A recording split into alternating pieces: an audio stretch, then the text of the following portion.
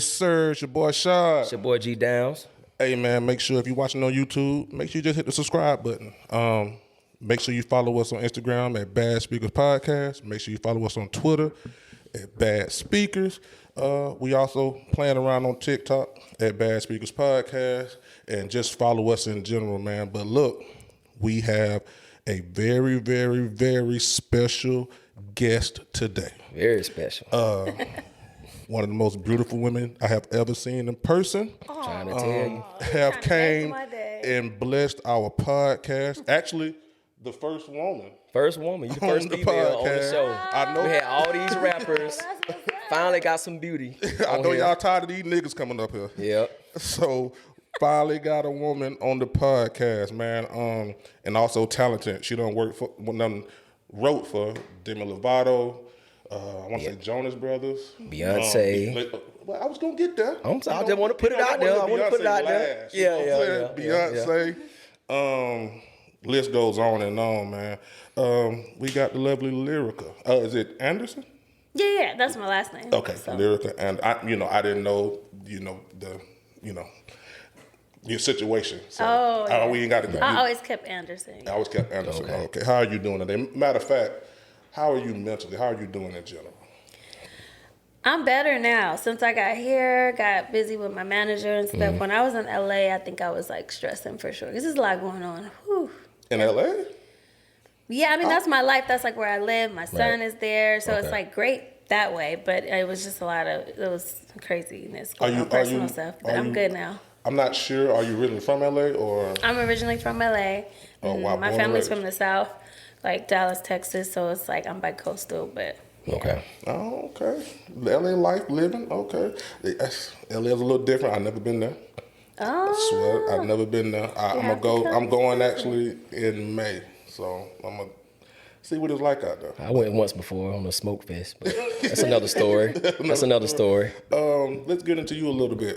Growing up, I know your mom taught you how to write, right? Yes, she did. My mom literally broke it down where she'd be like, okay, this is a first verse, this is a hook. It's funny because I've been getting this question on every interview. It's like people know, or maybe they heard me say it, or they just want to know. But yeah, she definitely taught me how to structure a song, write a song, what's a verse, what's a B section, pre-hook, whatever, what's a hook, a bridge, breakdown, all that stuff when I didn't really understand. And she's like, this is how when you write it on paper, you write this, then you go like that. So she just definitely taught, and then she taught me how to harmonize melodies, how to sing, everying. And she was also a writer too, right? Yeah, she is a writer. Oh, okay. So you got she's working on her project. Actually, now she's getting ready to. Your mama, she sings her face off. She's getting ready to shoot her video.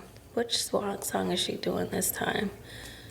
This next one, I gotta ask her which one off her new project, but it's incredible. All the music is incredible, and she's getting ready to drop a video. So y'all stay tuned for that. Okay. What I want to know is just to kick it off differently. Where did your passion for music come from, and when did you know that this is what I want to do, this is what it's gonna be, and just where all that came from? I believe it really from my mom, to be honest. Growing up around her doing music and hearing her sing in the car, and I would just be like, oh my God, that's what I want to do now. I just felt it for you. I would practice my autograph on books and stuff, coloring books, just whatever I could get my hands on. So I feel like it's something I knew young that I wanted to do. For a second, I thought I wanted to be a judge. My mom took me to court with her, and I was like, Mom, I want to be a judge too. How old you were when you felt that? I was, of course, really young. Yeah, who knows, maybe 8 years old or something, 9 years old. But I remember going with her and thinking it was so cool. Right. When the judge talks with the have the power thing and the power of the room. I was like, wow. That lasted 5 minutes. Then you got back to the music. Yeah. What was your first brush with, success in music? What was the first placement you might have got, or was it one of your own songs that actually I could do this? Yeah, no. My first, foot in the door was me as a songwriter, because I was building my catalog. I was around people that did music. So they were just stack your songs. Keep stacking your music. So I was like, okay. So I kept stacking my music, and then I got a phone call from my attorney, and it's like, Disney's interested in doing a publishing deal with you. gonna get to that. So I was like, oh, okay, cool. Like, that's dope. You get a fat check, and you basically just do what I do anyway, which is write songs. So I took the deal, and then that opened the door for me as a songwriter, like getting placements and stuff. Yeah, that's how I got like on Demi Lovato. No, take that back. It's not how I got on Demi Lovato. Sorry, I got on Demi Lovato separately from that. That's how I got on Jonas Brothers and like Princess and the Frog and like Camp Rock and all that type of stuff. Yeah, because you wrote for Princess and the Frog. Yeah, it was all from being with Disney. So the opportunities would come to Disney, but I would still have to prove myself. Just because you get the deal don't mean you get placed on everything. Like, I was signed over there, but they're like, hey, so we have an opportunity for you to be on Camp Rock. I remember one time it was like I had a Miley Cyrus song, and it was a competition. Like 5 other writers were trying to get it, and they just needed a dope hook. And so I won out of the other 5 writers. They're like, well, we picked her, and I already was signed. So it's always a challenge, even once you get your foot in the door. Wow. So was that, here we like to ask a little bit, was that Disney check a little different compared to other checks? Yeah, for sure. Really? Oh, okay. Yeah, I might well go back over there. They reaching back out? Actually, yeah, because I just got a couple of Disney placements out of nowhere again from like stuff I wrote. That's another thing. You build your catalog, and then your songs could sit, and to us it's old. Might be 7, 6 years old, and they could come out now and it's a hit. So it just depends. It was a song I wrote like 6 years ago. 3 of them actually they wanted for this for some movies and like Proud Family and some other stuff. So I was like, yeah, sure, whatever. Wow. Now, with you being a songwriter, like, where do your ideas come from? Is just from things that you see, things that you experience, or how did that come about, pretty much?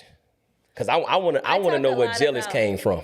Yeah, of course. Like, I talk about my personal experiences, and like, Jealous is the type of record, I co-wrote it, but you feel like, well, damn, like, must be nice to be you. You get to just cheat and do all this stuff, live your life, and like, damn, I'm jealous. I'm over here in love with you and crazy about you, and you get to just like do you and be and look at it like, oh, I'm a man, whatever your excuse is. Right. So that's where that stemmed from. Now, you also the only child, right?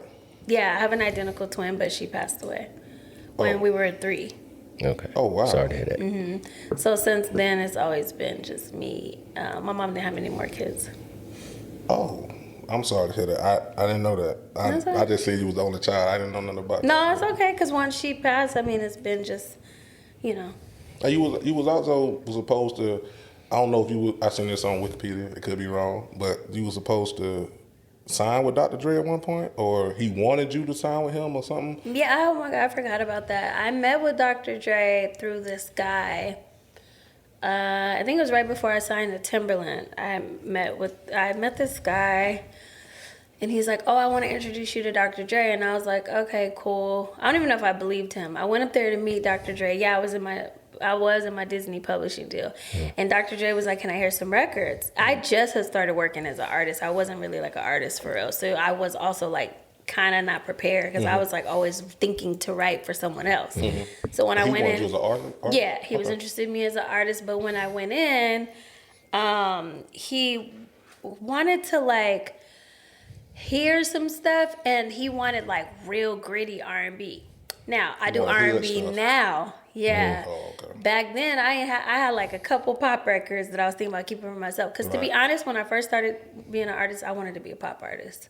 Probably because that's what I wrote so good, like big white records, almost like Jordan Sparks when she did the one No Air. Like I was writing stuff like that. Okay. So imagine Dr. Dre so hood. I come in there playing this like innocent, So I was like, people like, how you gonna sing over these beats? Yeah, like this is what I'm used to. So he asked the guy who brought me in if I could go back and bring back some recordings of me doing like some more hood. He wanted like Keisha Cole vibe almost, what he said. And then I ended up signing to Timberland, and I think there was like an issue going on or something with me going to talk to Dre. I don't know what was going on. So I was just like, all right, I'm just gonna chill. How was your experience over there with Timberland? It was cool. It was a great experience to like get to work with him, but people kept being like, girl, you signed a Timberland, you're not coming out. And I'd be like, be quiet. But I don't know. these are facts. Right. Like, I love Timberland, but you're not. So I was just a lot of waiting around and recording in Miami. So the experience of like working with him and being in Miami was dope. Oh, he was based in Miami? He was based in Miami, so I had to like move there for 6 months, work with him. And working with him every night was incredible. I'll never forget that. But none of my songs came out. Right. I also know that I think you worked with Chris Brown too, right? Yeah. Now, what was it like working with him? Did you actually meet him and y'all worked in the studio No, together? for sure. Yeah, numerous times. Like, I've actually like sat at the booth and like gave him notes. Not that he needs it. Yeah. Let's be clear. But just gave him like, a little like, oh, try this or hit it like that. Or if it's a line, something that I wrote, I'm like, I delivered it like this. What if you do it like that? And he would like take it from me. And that was pretty cool, actually. Oh, okay. So he worked as fast as people say he worked? Very. Oh, wow. Okay. So you got to be ready. He's a real superstar. And what was your experience like working with somebody like Beyonce? Was it? I didn't work with Beyonce. I wish. You just co-wrote. I just wrote, the song was sent to her. Okay. And then she took it. And then I met her a couple years later just at Rock Nation brunch. But I didn't get to, I wish, be in the studio with her. That would have been so cool. And you was also nominated for a Grammy too. Yeah. What song was that? I think it was like this Spanish song I wrote. I've written a lot of songs. Oh, wow. So you only, okay. I think it was like for a Spanish record I wrote. Oh, okay. Like, I mean, for a Spanish artist. That's a Spanish record. A Spanish artist. Yeah. Do you prefer writer or artist, personally? Artist. Really? Because I get to pour my own pain and feelings of what I'm going through in my record and then deliver it how I really feel. And I like that. Like, that's what I did on Bad Hair Day. My last project I put out, and I just got to, like, tell my own story. And that's kind of therapeutic. It is therapeutic to do it for other people. But sometimes you write a song and you're like, damn, this would have been dope for me. Right. Like, that's how I felt when we wrote Pretend for Tinashe. I was like, damn, I really love this record. And I felt that way about Jealous. I wanted it, but I knew going in that was obviously not happening. But I'm just saying how much I love the record, that's all.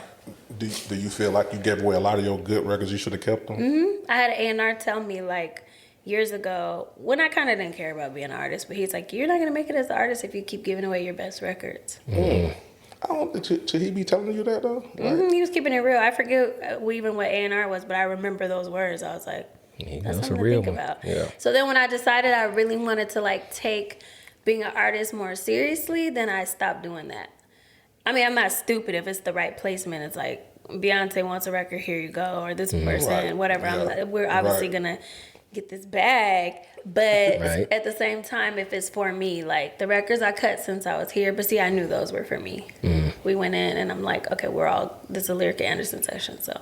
Anybody that you really want to work with yourself, like who you haven't worked with, like I want to work with them. Well, I want to collab with like Lil Baby, Drake, Okay. and even 2 Chainz. Really? I like 2 Chainz. We just had this artist here. Right. About 2 weeks ago, Schooling, we had him here, and he was a pretty cool guy. He works with them? Yeah, he's actually signed to 2 Chainz. Yeah, I like 2 Chainz. I like how you be like, 2 Chainz? Like, I look with him.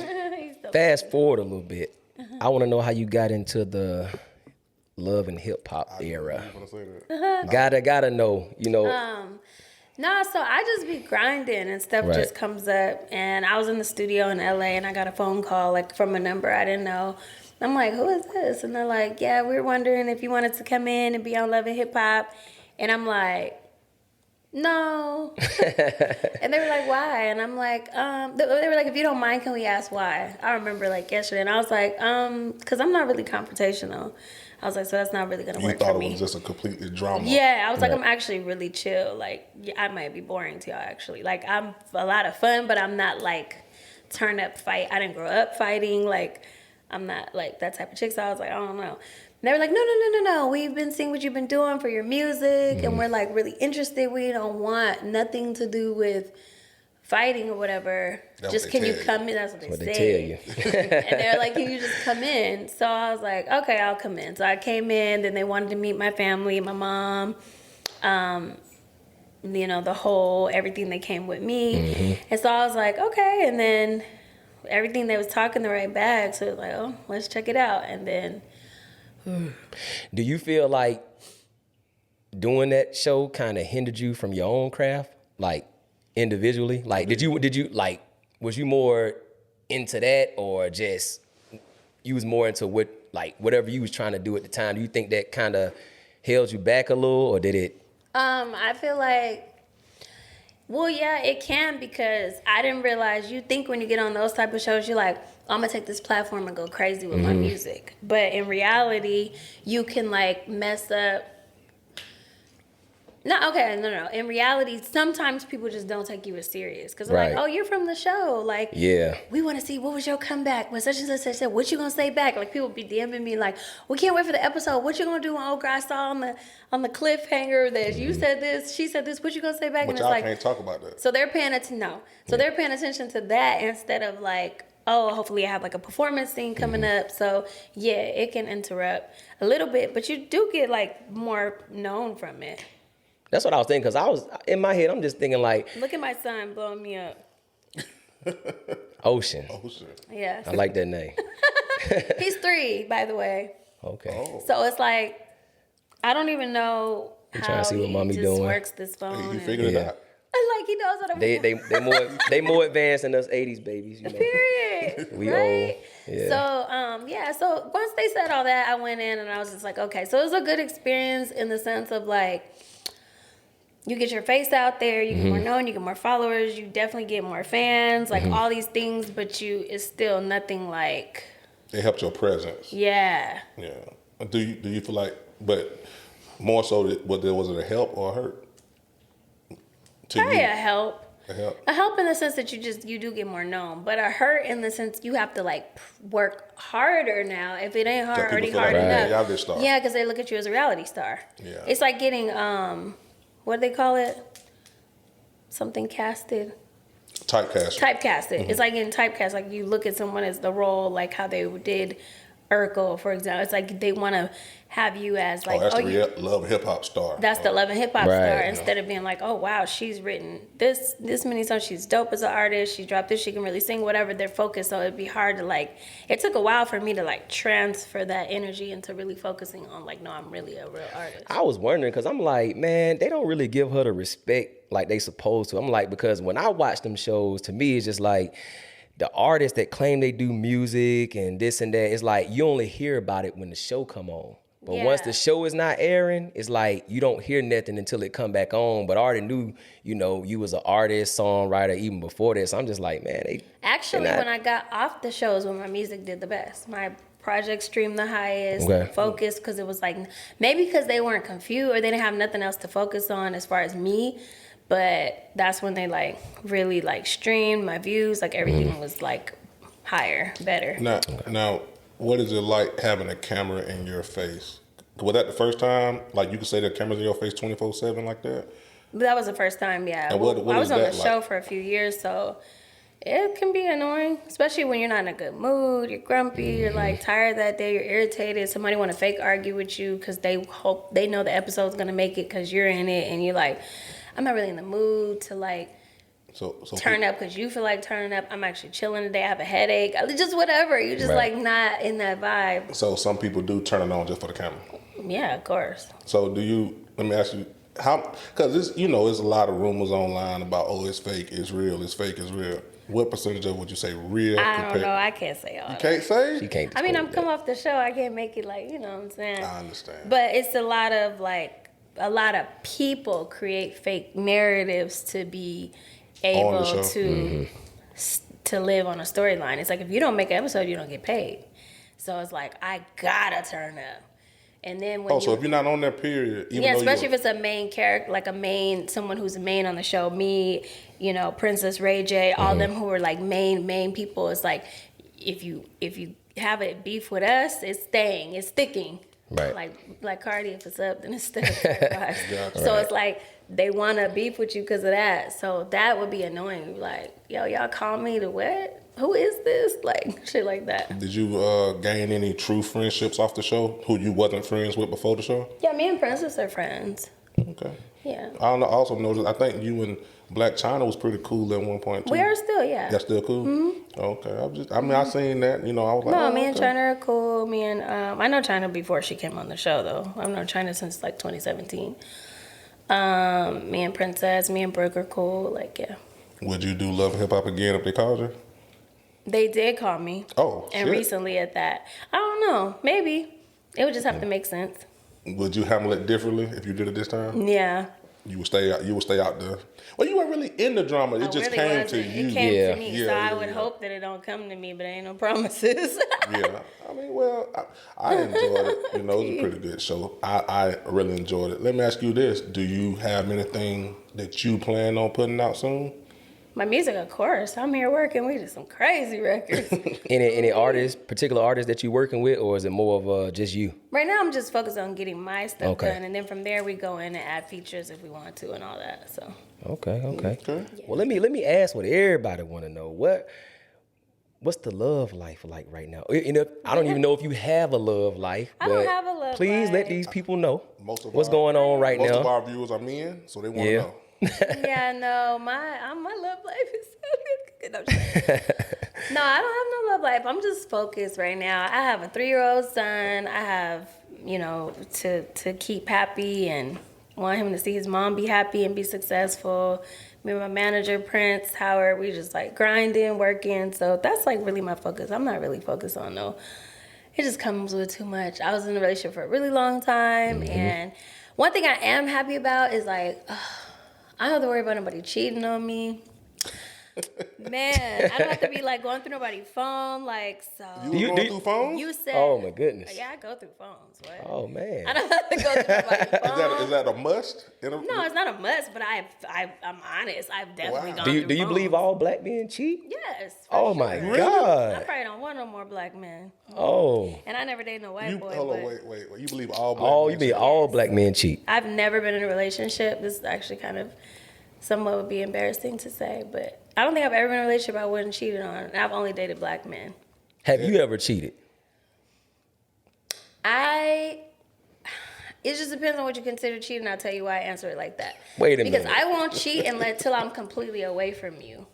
Like, moved out, own place, and usually it's obviously over. No. But you know, people hang on Yeah. and like call Right. you still and all that. But no, if I am under the roof with you, we're together, I can be with the same man forever and never mess with nobody else. I'm not a cheater, no. But do you think some men like stop chasing, like far as when it comes to cheating? Because me and him was talking. I think I have a lot of girlfriends on my phone right now, and all their men are doing the same thing. It's tiring. Like, all my friends, acquaintances, people I'm, cool with are calling me with the same story. So I'm actually thankful that even though it can get boring, especially when you're used to being in a relationship, is that I don't have to when I sleep at night, I'm not like, is he lying about where he said he was? Or is this or that? Or is the phone? Or someone's DMing me like, yeah, I know your man said he was here, but I saw him there. I don't have to go through that. We no just more. had an And episode. I'm actually really happy about that. We just had an episode talking about relationships, and topic was new age women. What do you think about them knowing they place with a man? Because women make more money than men now. We discussed that on the last episode. But do you think maybe your status may make men do stuff differently rather than just maybe dating you ever dated a regular guy?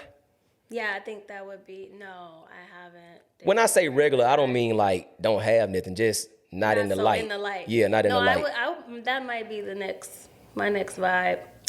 Because the in the light thing is just too much. They want they trying to do what you trying to do. It's like, well, I'm trying to make it. I'm an artist too. Well, I'm going to do this. What can I do to go viral? How can I do it? How many girls? If I look like I got more girls, I look more cooler. Right. It's just like, it comes like to a point. People don't realize it, but they will like sell their soul, especially men, without saying that out loud, but to make it. So you be like, girls do too sometimes, but then you be like, I can't be in a relationship with you. You willing to risk it all to make it. Right. So it's like, and I'm not talking about nobody in particular. I'm just saying I noticed that with dating like industry men or just seeing my friends who date industry men. So yeah, I would date a regular guy. I mean, I think I've surpassed the level of like McDonald's flipping burgers. Right. Regular, but he could just be like a good, Just a good man. doctor or like Oh, the good doctor. Okay. office worker, like something just so different. Like I would be cool with that. Imagine if men had the same standards as women. Do you think it wouldn't be no relationship? Just think about it. Women have a lot of standards, but men, just think about it. A man with money, He don't care about he you. don't care the status of a woman. But a woman with money, she gonna care she care about the status of a man. I don't get I that. think the whole relationship thing is all messed up. Like I said, I'm glad I don't have to worry about it right now, but the girls' expectations, like, oh, can he buy me a Birkin? Can he this and that? And then Right. you See, get that's- all that's- that, and then yeah, he's that's- still yeah. stepping out or doing wrong, and then you still hurt, but you just got more bags. Okay, I mean, whatever Still hurt the same. suits you, but it still hurts. Yeah. The person could be buying you all the gifts and the jewelry and the bags and stuff like that, but you still be feeling like, Well, damn. fellas, y'all heard it. She's single. Jump in them DMs. Shoot your shot. Make sure you have a doctor by your name. Make sure you got something going on. She just ain't dating no broke niggas. Just something. Have a construction job, something. So other than your music, are you trying to tap into other avenues? And I'm not talking about like love and hip hop. I'm talking about like being in movies, Yeah, definitely. things like that. I'm a whole, like, I love acting. Okay.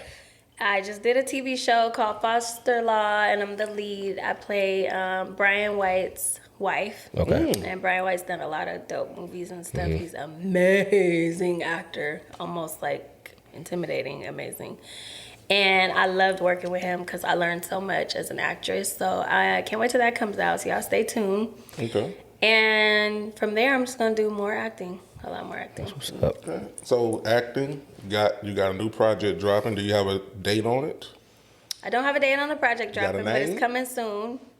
No, I don't want to tell Try to get you. exclusive. I'm Yeah, sorry. we want it first, you know. Yeah, because I'm figuring it all out. But it's gonna be dropping this year, ASAP. Okay. This year. And then the Foster Law is coming out, but they're still playing with if they want to do which network. So I don't want to say too much because that's like the private information until it comes out. But it is called Foster Law, and it's Okay. dope.